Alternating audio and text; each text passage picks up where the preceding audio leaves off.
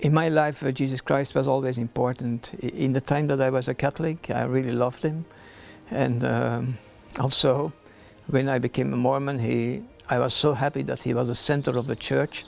And when I think about Jesus Christ, I see a wonderful man walking between the people and having a heart for those people in need and always helping them.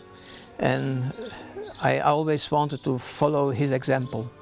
And around 10 years ago, when I went first in my life to India, I have to say that after 2 days, I had given away all my money, because I cannot stand to see all those poor people around me having no food and no drinks and whatever. So I gave away all my money after 2 days. When I, after 2 days, prayed about that, I realized that I was not able to help whole India, but that maybe I have to learn to give one family a fish line so that they can take care of themselves.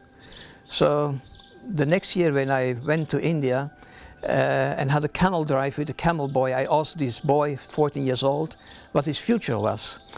And he said that he had no future because he had 2 brothers and a sister and a mother, but his father, they left him alone, and he only earned 20 euro a month. Just enough not to die, just enough to survive. And I couldn't live with that idea, a young man, 14 years old with no future. So praying about that, I had a feeling that I had to buy a camel for this boy.